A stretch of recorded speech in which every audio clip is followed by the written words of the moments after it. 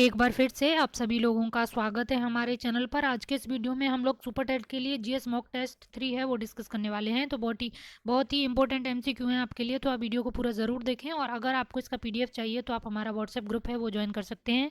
उसका लिंक आपको description box में मिल जाएगा, तो उसे आप ज़रूर ज्वाइन कर लें, जहाँ आपको इसकी पीडीएफ है वो फ्री में मिल जाएगी। और जो संडे को मॉक टेस्ट होगा, आपका फुल मॉक टेस्ट होने वाला है, जिसमें आपके 50 क्वेश्चन रहेंगे, वो कल है आपका, तो इसीलिए आपको वो टेस्ट भी ज़रूर देना है, उसको फॉलो करना है। तो आज का पहला प्रश्न है, भारत में हाथी परियोजना की शुरुआत की गई थी। तो 1992 में हाथी परियोजना की अपने देश में शुरुआत हुई थी। तो ऑप्शन डी इसका राइट आंसर हो जाएगा। अगला प्रश्न है, प्रथम पोषक स्तर के अंतर्गत आते हैं। तो देखिए, जो पोषक स्तर हैं वो आपके 4 होते हैं।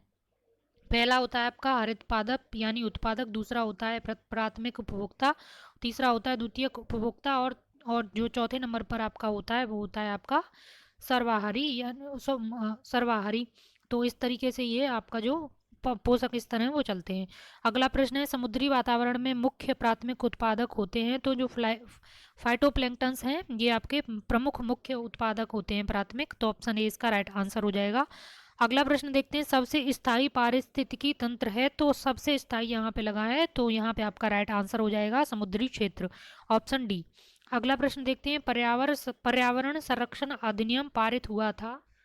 तो 1986 में ये आपका पर्यावरण अधिनियम है, ये पारित हुआ था, पर्यावरण संरक्षण अधिनियम 1986। अगला प्रश्न है, सर्वाधिक जैव विविधता पाई जाती है। तो देखिए, यहाँ आप एलिमिनेशन भी थोड़ा, अब आपको कॉन्सेप्ट पता होता है तो आप आसानी से सवाल कर सकते हैं। देखिए, जो आपकी अन्य घाटियां हैं वो ट्रॉपिकल रीजन में नहीं है, लेकिन जो आपकी शांत घाटी है ट्रॉपिकल रीजन में पड़ती है, और सर्वाधिक जैव विविधता है वो आपकी ट्रॉपिकल रीजन में ही मिलती है, तो शांत घाटी में यहाँ का राइट आंसर हो जाएगा, ऑप्शन ए।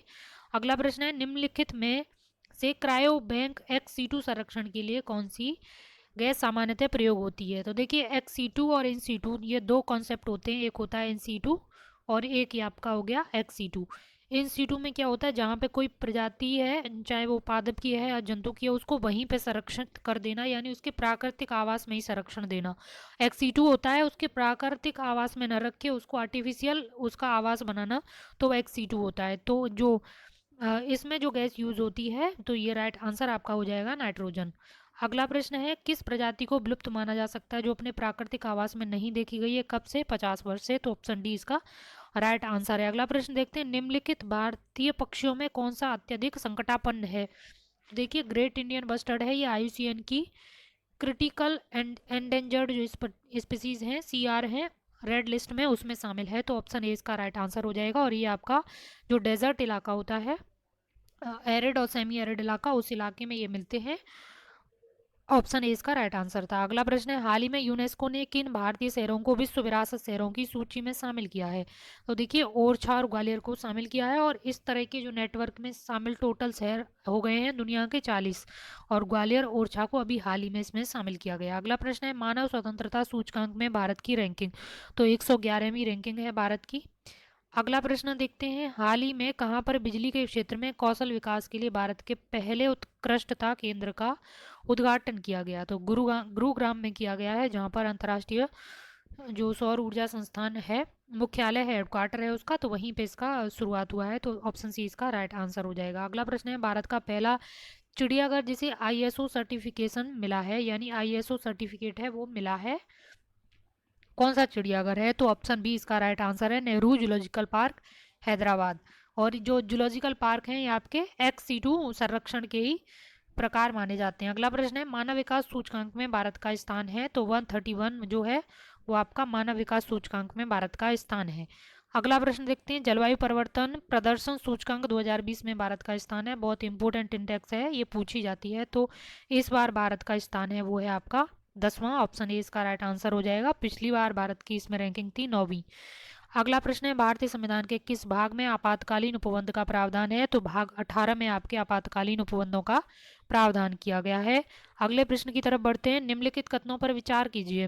पहला कथन, अनुच्छेद 352 के तहत राष्ट्रीय आपातकाल की उद्घोषणा की जाती है, और सेकंड जो कथन है आपका है वो 356 के तहत राष्ट्रपति शासन की घोषणा की जाती है। तो ये दोनों ही कथन सही हैं, ऑप्शन सी इसका राइट आंसर हो जाएगा। अगला प्रश्न है, भारत में वर्तमान में कितने बायोस्फीयर रिजर्व हैं? तो भारत में 18 बायोस्फीयर रिजर्व हैं, और जिनमें 18 में से 12 आपके जो यूनेस्को के MAB प्रोग्राम है, मैन एंड बायोस्फीयर प्रोग्राम, तो उसके पार्ट हैं। तो 18 टोटल इंडिया में है, और उसमें से 12 आपके यूनेस्को में शामिल हैं MAB प्रोग्राम में। अगला प्रश्न है, सतत विकास लक्ष्य सूचकांक 2020 में भारत का स्थान है। तो भारत का स्थान इसमें आपको बताना है कौन सा है। तो 116वां भारत का स्थान है, ऑप्शन ए इसका राइट आंसर हो जाएगा। सतत विकास लक्ष्य सूचकांक है, ये जारी किसके द्वारा किया जाता है, ये आपको कमेंट बॉक्स में बताना है। और कल का फुल मॉक टेस्ट लगाना बिल्कुल ना भूलें, अपने उतने टाइम पीरियड में लगाएं ताकि आपको फील हो कि आप एग्जाम दे रहे हैं। तो कल 50 क्वेश्चन का आपका मॉक टेस्ट रहने वाला है, GS का 50 क्वेश्चन। तो आप उसको फॉलो ज़रूर करें, और चैनल को सब्सक्राइब जरूर कर लें, वीडियो को शेयर ज़रूर करें प्लीज़। बहुत मेहनत करते हैं हम लोग, तब जाके आपके लिए एक वीडियो बनती है। PDF बनाते हैं हिंदी में, उसको टाइप करना सबसे मुश्किल काम होता है, और हिंदी में आपके लिए हम लोग उपलब्ध कराते हैं। तो आप चैनल को सब्सक्राइब ज़रूर करें और वीडियो को शेयर भी करें। Thank you.